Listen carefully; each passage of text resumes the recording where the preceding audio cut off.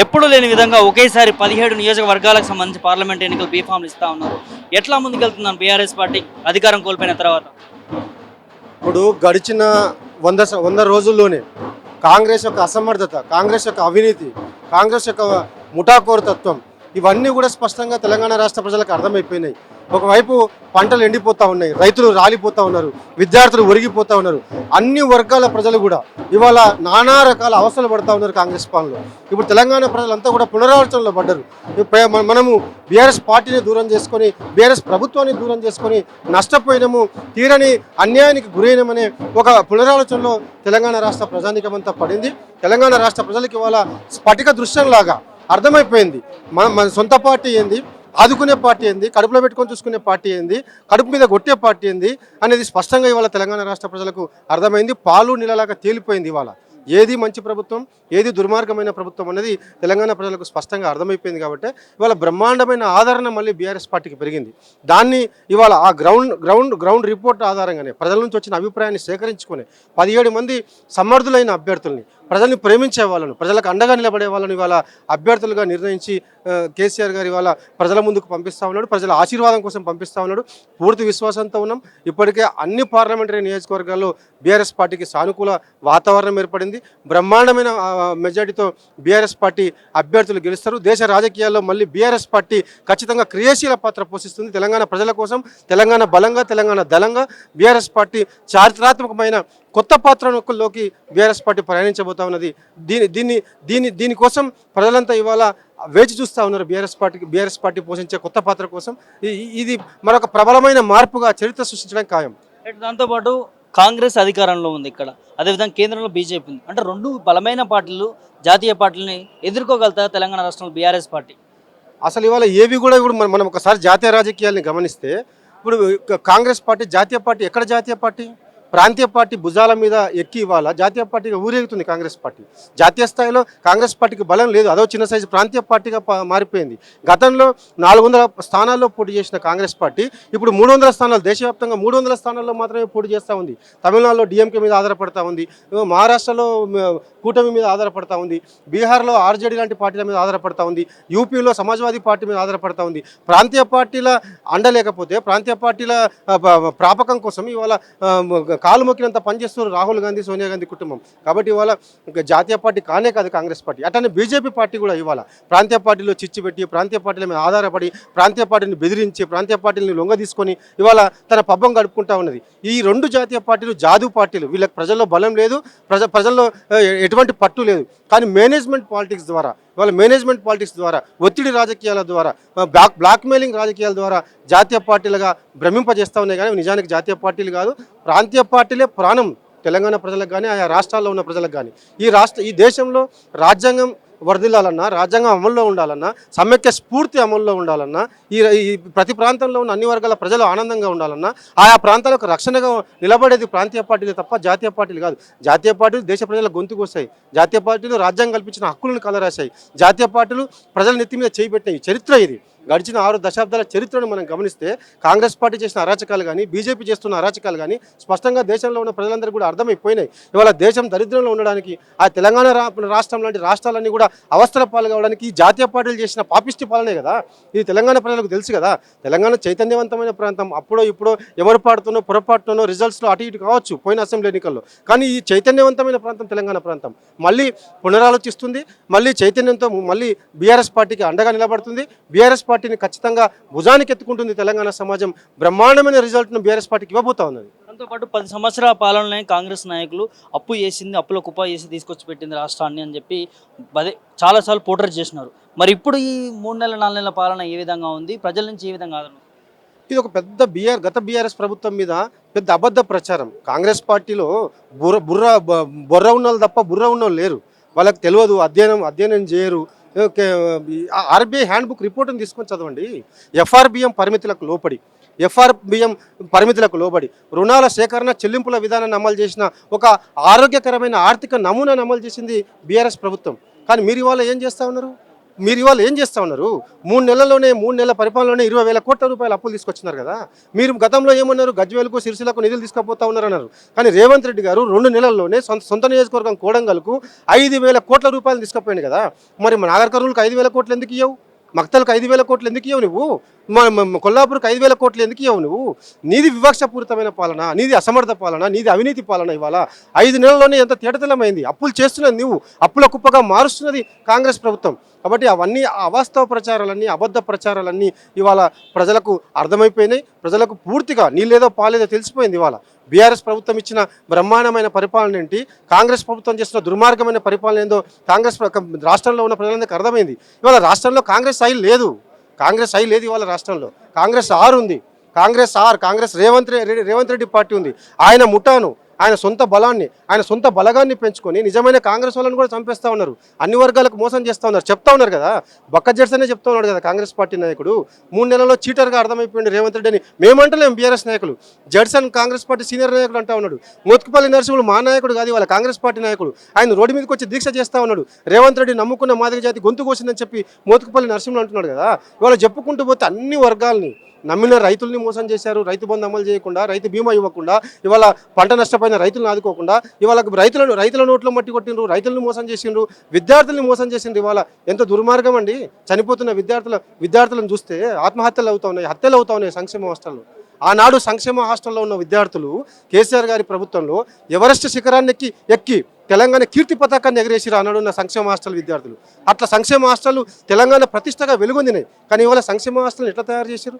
సంక్షేమ హాస్టల్లో పిల్లలు ఇవాళ శ్మశానానికి తరలిపోతూ ఉన్నారు కదా. గుండె దరుకుపోతుంది కదా, గుండెలు మండుతున్నాయి కదా, తెలంగాణ ప్రేమించే వాళ్ళ గుండెలు మండుతున్నాయి కదా. ఇదేనా ప్రజాపాలన? ఇంత దుర్మార్గమైన పరిపాలన అమలు చేస్తూ ఉన్నారు కదా. మీకు ఏం తెలుసు అసలు? ఢిల్లీ లొల్లి తప్ప మీకు ఏమైనా తెలుసా? తెలంగాణ ప్రజల బాధ తెలుసా? తెలంగాణ ప్రజల కష్టం తెలుసా? ఇంత దుర్మార్గంగా మీరు అరాచకమైన పరిపాలన నడిపిస్తూ ఉన్నారు. ఇది సాగదు, ఎక్కువ కాలం ఇది నిలబడదు. ఖచ్చితంగా తెలంగాణ ప్రజలకు అన్నీ అర్థమైపోయినాయి. ఇవాళ విద్యాశాఖ మంత్రి లేకపోవడమేనా విద్యార్థులు ఈ విధంగా ఇబ్బంది పడుతున్నారు అనుకోవచ్చా? ఇప్పుడున్న క్యాబినెట్ మొత్తాన్ని బుల్డోజ్ చేస్తున్నాడు రేవంత్ రెడ్డి గారు. క్యాబినెట్ మంత్రులు కూడా మిగతా మంత్రులు కూడా నటిస్తున్నారు. కానీ వాళ్ళు కొత్త ఉడికిపోతా ఉన్నారు రేవంత్ రెడ్డి చేస్తున్న నియంత్ర పాలన మీద, రేవంత్ రెడ్డి నియంత్రిత విధానాల మీద. ఆయన పేషీలకు పోతే మంత్రులకే అపాయింట్మెంట్ లేదు. గంటలు బయట వెయిట్ చేస్తున్నాడు క్యాబినెట్ మంత్రుల్ని. వాళ్ళంతా కుమిలిపోతా ఉన్నారు. ఎంత దుస్థితి వచ్చింది. నకిలీ నాయకుడి చేతుల్లోకి కాంగ్రెస్ పార్టీని పెట్టినాం కదా అని చెప్పి కాంగ్రెస్ సీనియర్ నాయకులు నిజంగా జెండా పట్టుకొని పోరాటం చేసిన కాంగ్రెస్ పార్టీ నాయకులు నలిగిపోతా ఉన్నారు. అసలు 3 రంగుల జెండా బట్టి సింహమూలే కదిలినాడు అనేది, సింహమూలే అయిన కదలలే, పీకింది లేదు. అసలు కదిలింది వాళ్ళు పోరాటం చేసిందేమో సీనియర్ కాంగ్రెస్ నాయకులు. ఇవాళ డీకే శివకుమార్ ద్వారానో, లాబింగ్ ద్వారానో, మూటాల ద్వారానో, మూటల ద్వారానో మేనేజ్ చేసుకుని సీఎం అయింది రేవంత్ రెడ్డి. కాబట్టి అదన్నీ వాళ్ళకి అర్థమే. కాంగ్రెస్ పార్టీ నాయకులు కొత్త క్యాబినెట్లోనే వాళ్ళంతా ఇవాళ వాళ్ళు గుండెలు బాదుకుంటా ఉన్నారు, గగ్గోలు పెడతా ఉన్నారు. ఇవాళ ఎందుకు సీఎంపీసీకి అనుమతి లేదు? మీరు అన్నారు కదా గత ప్రభుత్వంలో సీఎంపీసీకి అనుమతి లేదు, ముఖ్యమంత్రి ఇంటికి అనుమతి లేదు. సీఎంపీసీకి ఇవాళ అనుమతి ఉందా? సీఎంపీసీకి అనుమతి లేదు కదా. ఇవాళ నీ ఇంటి చుట్టూ బారికేడ్లు ఉన్నాయి కదా. ఇవాళ నీ ఇంటి చుట్టూ బారికేడ్లు వచ్చినాయి. తెలంగాణ ప్రజల గుండెల మీద వాతలు వచ్చినాయి, తెలంగాణ ప్రజల వీపుల మీద వాతలు వచ్చినాయి, నకిలీ ఎన్కౌంటర్లు జరుగుతూ ఉన్నాయి. ఇవన్నీ తెలంగాణ ప్రజలకు అర్థం కావా? తెలంగాణను మళ్ళీ ఎడారి చేసే ప్రయత్నం చేస్తూ ఉన్నారు కదా. తెలంగాణ ప్రజలను దుఃఖంలోకి పడేస్తారు కదా, తెలంగాణ ప్రజల్ని కష్టాల పాలు చేస్తారు కదా. ఇదేనా కాంగ్రెస్ పార్టీ పాలన అంటే? ఇదేనా ప్రజాపాలన అంటే? ఇది వాళ్ళ తెలంగాణ రాష్ట్ర ప్రజలకు, తెలంగాణ రాష్ట్రంలో ఉన్న అన్ని వర్గాలకు అర్థమైంది, ముఖ్యంగా యువతకు అర్థమైపోయింది. ఇది మోసాల ప్రభుత్వము, రేవంత్ రెడ్డి మోసకారి, మాటకారి తప్ప ఆయనకు ప్రభుత్వం నడపడం చేత కాదు, పాలన చేత కాదనే విషయం స్పష్టంగా తెలంగాణ ప్రజలకు అర్థమైంది. సిగ్గుండాలి కదా, బుద్ధి ఉండాలి కదా ఆ మాట చెప్పడానికి. ఎవరిచ్చారా 30,000 ఉద్యోగాలకు నోటిఫికేషన్? ఎవరిచ్చారు 30,000 ఉద్యోగాల నోటిఫికేషన్? 2 లక్షల ప్రభుత్వ ఉద్యోగాలను కొత్తగా భర్తీ చేస్తామని చెప్పి ఎన్నికల మేనిఫెస్టోలో చెప్పారు కదా. మీరు ఒక్క అడుగన్న ముందుకేసిరా ఆ దిశగా? ఒక్క అడుగన్న ముందుకేసిరా? గతంలో మీరు ఏమన్నారు? టీఎస్పీఎస్సీ నియామకాలని టీఎస్పీఎస్సీ సభ్యుల్లో మొత్తం రాజకీయ నాయకులను పెట్టిరు, పునరావాస కేంద్రంగా మార్చి. నీవు చేసిన పని ఏంది? ఒకరేమో బీజేపీ పార్టీ నుంచి వచ్చిన వాళ్ళని ఒకరిని టీఎస్పీఎస్సీ సభ్యులుగా నియమించినావు, ఇంకోరిని టీఎస్పీఎస్సీ సభ్యులుగా కాంగ్రెస్ పార్టీ నాయకులు నియమించినావు, అసలు ఆంధ్ర ప్రాంతం వ్యక్తిని తీసుకొచ్చి టీఎస్పీఎస్సీ సభ్యుడిగా నియమించినావు. ఇవాళ నువ్వు టీఎస్పీఎస్సీని భ్రష్టు పట్టించే దిశగా నువ్వు ఏర్పాటు చేసినావు కదా. టీఎస్పీఎస్సీ ఏర్పాటులో శాశ్వత లేదు, ఉద్యోగాల భర్తీ ప్రక్రియలో శాశ్వత లేదు. మేమిచ్చిన 30,000 నోటిఫికేషన్లు, మా ప్రభుత్వం బీఆర్ఎస్ ప్రభుత్వం కేసీఆర్ గారి ప్రభుత్వం ఇచ్చిన నోటిఫికేషన్లను భర్తీ చేసి నువ్వు అపాయింట్మెంట్ లెటర్స్ ఇచ్చుకుంటా 90% భర్తీ ప్రక్రియ బీఆర్ఎస్ ప్రభుత్వం ఉన్నప్పుడే పూర్తయింది. దానికి సంబంధించిన అపాయింట్మెంట్ లెటర్లు ఇచ్చుకుంటా నీ ఫోజులు కొడతా ఉన్నవి. చేస్తున్నావే, కొంచెమైనా బుద్ధి ఉందా? అసలు ఎట్లా మెతుకెట్లా మింగబుద్ధి అవుతుంది? ఇంత తప్పుడు పనులు చేసుకుంటూ, ఇంత అన్యాయమైన పనులు చేసుకుంటూ, ఇన్ని అడ్డగోలు పనులు చేసుకుంటూ మెతుకు ఎట్లా మీకు గొంతు మింగుతుందో మాకైతే అర్థమైతలేదు. తెలంగాణ ప్రజలకు అందరికైతే అర్థమైపోయింది ఇది బూటక ప్రభుత్వం అన్న విషయం స్పష్టంగా అర్థమైపోయింది. ఇది కొనసాగదు. ఇది కాంగ్రెస్ 6 పరిపాలన, కాంగ్రెస్ రేవంత్ పరిపాలన, కాంగ్రెస్ రేవంత్ ముఠా పరిపాలన. ఇది అందరికీ అర్థమైపోయింది. ఈ ఈ ఈ ప్రభుత్వానికి తెలంగాణ ప్రజలు ఖచ్చితంగా గుణపాఠం నేర్పుతారు. ఫైనల్ గా ఇప్పుడు ముఖ్యమంత్రి రేవంత్ రెడ్డి గారు పార్లమెంట్ ఎన్నికల తర్వాత పార్టీ వీడనున్నాడు, బీజేపీ పార్టీలోకి చేరుతారని మాటలు వినిపిస్తున్నాయి. దాంతోపాటు కాంగ్రెస్ పార్టీలోనే వర్గం చీలిపోతుంది అన్నట్టు వినిపిస్తా ఉంది. అర్థమవుతుంది కదా బుద్ధిజీవులకు ఎవరికైనా, తెలంగాణ రాజకీయాన్ని గమనిస్తున్న వాళ్ళకి ఎవరికైనా, కొంచెం విశ్లేషణ శక్తి ఉన్న ఎవరికైనా స్పష్టంగా అర్థమవుతుంది కదా రేవంత్ రెడ్డి ఏ దిశగా నడిపిస్తున్నాడు కాంగ్రెస్ పార్టీని అనేది. రేవంత్ రెడ్డి ఇవాళ దానం నాగేందర్ లాంటి క్రెడిబిలిటీ లేని లీడర్ను, పార్టీలు మారి క్రెడిబిలిటీ లేని లీడర్ను సికింద్రాబాద్ అభ్యర్థిగా ఎవరిని గెలిపించడానికి పెట్టిండు? రంజిత్ రెడ్డి గారిని, క్రెడిబిలిటీ కోల్పోయిన రంజిత్ రెడ్డిని చేవేలలో ఎవరిని గెలిపించడానికి పెట్టిండి? వాళ్ళ ఆయన అభ్యర్థి నిలబెట్టడంలోనే బీజేపీకి మేలు చేయడం కోసం నిలబెట్టిండు కదా. ఇవాళ రేవంత్ రెడ్డి స్పష్టంగా మోదీ రోబోగా మారిపోయింది. ఇవాళ మోదీ జిరాక్స్ కాపీ అయినా మోదీ రోబోగా మారిపోయిండు. Revanth robot, Modi robot. ఇవాళ అది స్పష్టంగా అర్థమవుతా ఉన్నది. ఇవాళ ఒకవైపు ఏమో సోనియా గాంధీకి ఏమో మభ్య పెడతా ఉన్నాడు, మోదీని ఏమో ప్రాధాయపడతా ఉన్నాడు. సోనియా గాంధీని మభ్య పెడుతూ మోదీని ప్రాధాయపడుతూ ఇవాళ నువ్వు కాంగ్రెస్ పార్టీకి ఆయన ద్రోహం చేస్తూ ఉన్నాడు. అది కాంగ్రెస్ పార్టీ నాయకులకు కూడా అర్థమైంది. అందుకే జడ్సన్ వాళ్ళు ఇవాళ మళ్ళీ కొత్త రాగం అందుకొని ఆయన ధ్వజం ఎత్తా ఉన్నారు. కాబట్టి కాంగ్రెస్ పార్టీ నాయకులకు కూడా అర్థమవుతుంది. ఆయన అడుగులు అటువైపు పడతా ఉన్నాయి. స్పష్టంగా ఆయన క్యాండిడేట్ల సెలక్షన్లో కానీ, ఆయన విధానాల్లో కానీ, ఆయన మాట తీరులో కానీ, ఆయన ప్రవర్తనలో కానీ ఆయన మోదీకి రోబోగా మారిపోయింది రేవంత్ రెడ్డి అనేది అర్థమవుతా ఉన్నది కదా. ఆ అనుమానాల్లోంచి అది అర్థమయ్యి అందరూ అంటా ఉన్నారు ఇవాళ. నిజం కాదా అది? ఆయన భవిష్యత్తు తెలుస్తుంది కదా ఆయన ఎవరి మనిషో. ఇప్పటికే చాలామందికి అర్థమైపోయింది.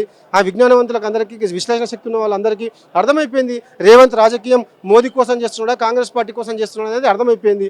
స్పష్టంగా తేటతెల్లం అవుతా ఉన్నది. ఆయన మోదీ మనిషి, మోదీ మరమనిషి రేవంత్ రెడ్డి. ఎమ్మెల్సీ కవిత గారిని కూడా అరెస్ట్ చేయడం వల్ల బీఆర్ఎస్ పార్టీ విలువ తగ్గుతుందా, లేకపోతే దెబ్బతినే అవకాశం ఉందంటారు? ఇప్పుడు ఇదే కాంగ్రెస్ పార్టీ నాయకులు కేజ్రీవాల్ని అరెస్ట్ చేస్తేనేమో ఒకటే కేసు, ఒకటే ఎంక్వైరీ ఏజెన్సీలు, సిబిఐ ఈడీలు. అక్కడ కేజ్రీవాల్ని అరెస్ట్ చేస్తేనేమో అక్రమ కేసులు, అక్రమ అరెస్టు, అణచివేత, రాజకీయ విరోధుల్ని మట్టిపెట్టే ప్రయత్నం అని చెప్పి అంటారు. మరి కవిత గారు కూడా అదే కేసులు కదా. కవిత గారి విషయంలో ఎందుకు భిన్నంగా మాట్లాడతారు? కవిత గారి విషయంలో కేజ్రీవాల్కో న్యాయం, కవిత గారికో న్యాయం ఉండదు కదా. వీళ్ళందరినీ కూడా వాళ్ళ మోదీ గడిచిన 5 ఏళ్లుగా ఎవరైతే మోదీకి వ్యతిరేకంగా నిలబడతారో, ఎవరైతే ప్రజల కోసం పోరాటం చేస్తారో, ప్రజల హక్కులకు అండగా ఉంటారో, రాష్ట్రాలకు అండగా ఉంటారో, రాజ్యాంగాన్ని రక్షించేందుకు ప్రయత్నం చేస్తారో వాళ్ళందరి మీద ఉక్కుపాదం మోపుతా ఉన్నారు కదా.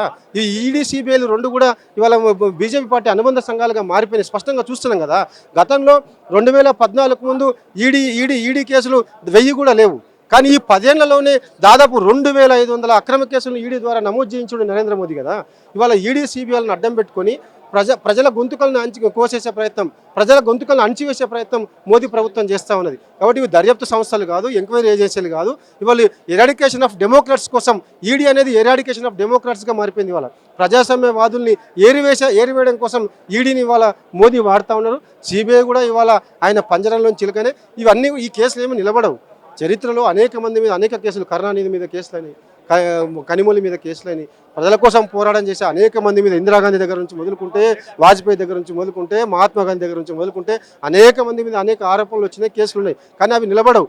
ప్రజల పట్ల ఎంత నిబద్ధతతో ఉన్నాం, ఈ ప్రాంతం పట్ల ఎంత నిబద్ధతతో ఉన్నాం, ఈ ప్రాంత హక్కుల పట్ల ఎంత నిబద్ధతతో ఉన్నాం, ఎంత పోరాట స్ఫూర్తితో ఉన్నాం అనేది చరిత్ర నిలబెడుతుంది. ఆ చరిత్ర బీఆర్ఎస్ పార్టీకి ఉజ్వలమైన చరిత్ర, పోరాట చరిత్ర ఉంది. ఉజ్వలమైన స్ఫూర్తివంతమైన పార్టీ బీఆర్ఎస్ పార్టీ. అగ్గి బరాట లాంటి నాయకులు బీఆర్ఎస్లో ఉన్నారు. కాబట్టి బీఆర్ఎస్ను కేసులు ఏం చేయలేవు, ఈడీలు ఏం చేయలేవు, సిబిఐలు ఏం చేయలేవు, రేవంత్ రెడ్డి ఏం చేయలేడు, రేవంత్ రెడ్డి అన్న మోదీ ఏం చేయలేడు. మొత్తానికి ఎలా ఉండబోతున్నాం పార్లమెంట్ ఎన్నికల్లో? బీఆర్ఎస్ పార్టీకి ఎన్ని సీట్లు వస్తాయని ఎక్స్పెక్టేషన్స్ ఉన్నాయి మీకు? ఖచ్చితంగా మా అందరికీ పూర్తి విశ్వాసం ఉంది. దాదాపు 14-15 స్థానాల్లో బీఆర్ఎస్ పార్టీ బ్రహ్మాండమైన మెజార్టీతో గెలవబోతా ఉన్నది బీఆర్ఎస్ పార్టీ. దానికి కావాల్సిన ప్రాతిపదిక తెలంగాణ రాష్ట్రంలో ఉంది. ఇవాళ తెలంగాణ రాష్ట్రంలో కాంగ్రెస్ తీసుకొచ్చిన కరువు ఉంది. తెలంగాణ రాష్ట్రంలో కాంగ్రెస్ ఎండబెట్టిన మడులు చెప్తా ఉన్నాయి. ఇవాళ కాంగ్రెస్ పార్టీ ఇవాళ మోసం చేసిన రైతులు ఇవాళ రోడ్డు మీదకి వచ్చి మాట్లాడుతూ ఉన్నారు. ఇవాళ కాంగ్రెస్ పార్టీ మోసం చేసిన విద్యార్థులు, యువత అందరూ కూడా ఇవాళ బీఆర్ఎస్ వైపు చూస్తూ ఉన్నారు. ఒక 4-5 నెలల్లోనే సత్యం ఏంది, అసత్యం ఏంది, న్యాయం ఎటువైపు ఉంది, అన్యాయం ఎటువైపు ఉంది అనేది స్పష్టంగా తెలంగాణ సమాజంలో ఉన్న అన్ని వర్గాలకు అర్థమైంది. కాబట్టి ఖచ్చితంగా అన్ని వర్గాలు తిరిగి బీఆర్ఎస్నే గుండెలకు హత్తుకుంటాయి, గులాబీ జెండానే ఎత్తుకుంటాయి. బ్రహ్మాండంగా బీఆర్ఎస్ పార్టీ అన్ని స్థానాల్లో గెలవబోతా ఉంది.